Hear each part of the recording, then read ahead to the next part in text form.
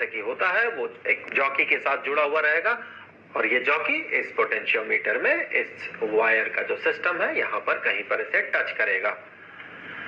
सो इस केस में हमने माना कि जो इफेक्टिव लेंथ है ये इफेक्टिव लेंथ ये है x1। तो एग्जांपल के तौर पे देखें ये x1 कितना है, ये है 276 सेंटीमीटर। सो ये है 276 सेंटीमीटर। तो अभी ये जो पोटेंशियल डिफरेंस होगा इन दोनों पॉइंट्स के बीच, एक तो ये पॉइंट और दूसरा ये पॉइंट ए मान ले इसे, ये है पॉइंट बी। तो ये जो पोटेंशियल डिफरेंस है पॉइंट ए और पॉइंट बी के बीच, ये क्या है, ये है इस सेल का ईएमएफ। हम देखें यहाँ पर करंट को कांस्टेंट रखेंगे और इस गैल्वेनोमीटर में जो डिफ्लेक्शन होगा ये जीरो होगा, अर्थात कोई डिफ्लेक्शन नहीं होगा। तो सर्किट के इस पार्ट से जो करंट है आई डैश ये है जीरो।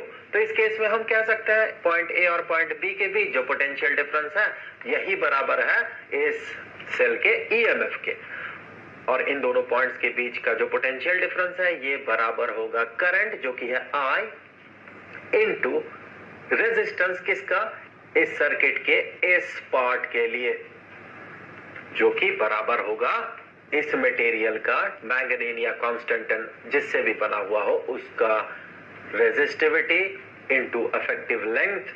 वो लेंथ कितना है इस केस में x1 है, वो length x1 divided by cross sectional area इस वायर का, पोटेंशियोमीटर में जो यूज किया जा रहा है ये वायर या रॉड कुछ भी कहें आप।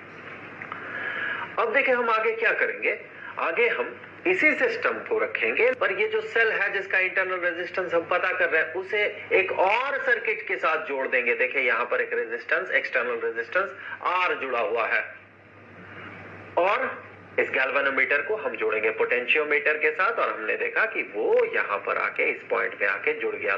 तो ये पॉइंट P और ये पॉइंट Q मान ले, और इस केस में जो लेंथ है इफेक्टिव लेंथ ये है x2। इस एग्जांपल में ये जो x2 है ये किसके बराबर है, देखें ये बराबर है 141 सेंटीमीटर के। यहां से लेके यहां तक 100 सेंटीमीटर और यहां से लेके यहां तक 41 सेंटीमीटर, क्योंकि देखें ये है 59 का पॉइंट। सो 141 सेंटीमीटर इसका इफेक्टिव लेंथ है।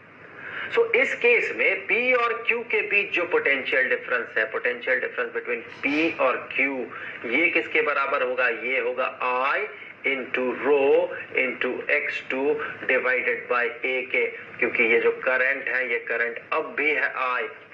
रियोस्टेट के हेड को मूव करते हुए हमने करंट को कांस्टेंट रखा है। तो ये जो VAB था अर्थात potential difference between point A और पॉइंट B, ये क्या था, ये था इस सेल का EMF। और अब जो हमें पोटेंशियल डिफरेंस मिल रहा P और Q पॉइंट के बीच, ये किसके बराबर है, ये है क्या, ये है इस सेल का अब का टर्मिनल पोटेंशियल डिफरेंस। क्योंकि यहां पर देखे इस सेल के अंदर से करंट का फ्लो शुरू हो गया है। क्यों, क्योंकि इस सेल को मिल गया एक और सर्किट जिससे कि करंट फ्लो कर सकता है। तो हमने माना यहां पर करंट जो फ्लो कर रहा है ये करंट फ्लो कर रहा है I डैश। अब इस पूरे पिक्चर में ये जो इंटरनल रेजिस्टेंस है इस सेल का, ये इंटरनल रेजिस्टेंस एक्ट करने लगा क्योंकि करंट का फ्लो होने लगा इस सेल के अंदर से। इस केस में करंट फ्लो नहीं कर रहा था इस सेल के अंदर से, पर इस केस में अब करंट फ्लो कर रहा है इस डायरेक्शन में इंटरनली। अब जैसे कि हमें पता है ईएमएफ जो होता है एक सेल का, ये रेस्पॉन्सिबल होता है करंट के लिए, current through internal and external resistances। और ये जो टर्मिनल पोटेंशियल डिफरेंस होता है, मैं इन शॉर्ट लिख रहा हूं, टर्मिनल पोटेंशियल डिफरेंस, ये रेस्पॉन्सिबल होता है करंट थ्रू एक्सटर्नल रेजिस्टेंस। जो पोटेंशियल डिफरेंस के कारण एक्सटर्नल रेजिस्टेंस से करंट फ्लो करता है, उसी पोटेंशियल डिफरेंस को हम टर्मिनल पोटेंशियल डिफरेंस कहते हैं।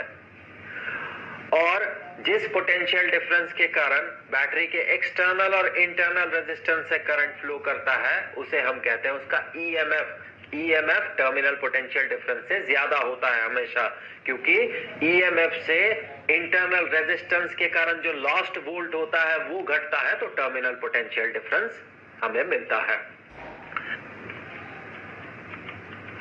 तो अब हम कह सकते हैं कि ये जो ईएमएफ है इस बैटरी का, चूंकि ये रिस्पॉन्सिबल होता है इंटरनल और एक्सटर्नल दोनों रेजिस्टेंसेस से करंट के फ्लो का, तो हम कह सकते हैं ये बराबर है I डैश इनटू इसका इंटरनल रेजिस्टेंस प्लस इसका एक्सटर्नल रेजिस्टेंस।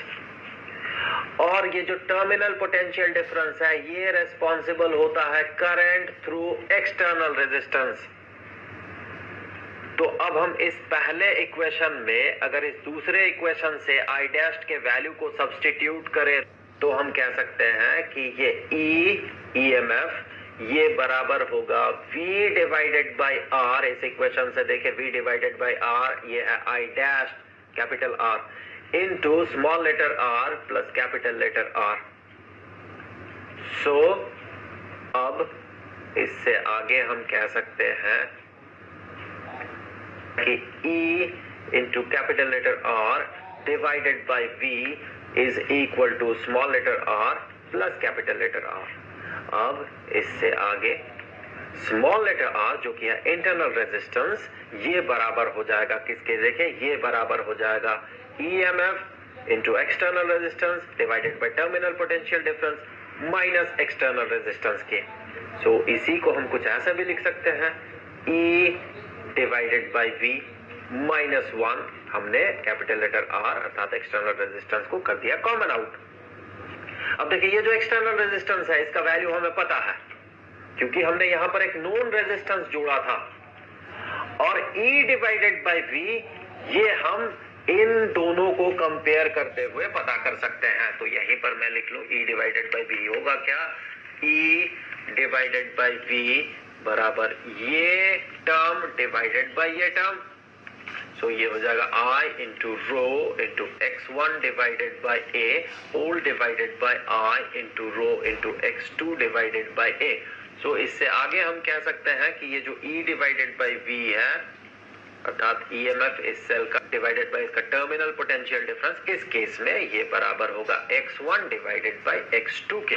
सो ये वैल्यू हमें पता है E डिवाइडेड बाई V, तो ये हमें पता है, ये नोन है, तो हम पता लगा सकते हैं कि इंटरनल रेजिस्टेंस का वैल्यू कितना है। चलिए देख लेते हैं। तो इससे आगे हम कहेंगे कि इंटरनल रेजिस्टेंस ये बराबर होगा E डिवाइडेड बाई V जो कि है x1 डिवाइडेड बाई x2 के माइनस 1 इंटू R के बराबर। तो इसे हम ऐसे भी लिख सकते हैं internal resistance is equal to x1 minus x2 divided by x2 into R। तो इस तरह से हम एक सेल का इंटरनल रेजिस्टेंस पता करते हैं पोटेंशियोमीटर के द्वारा।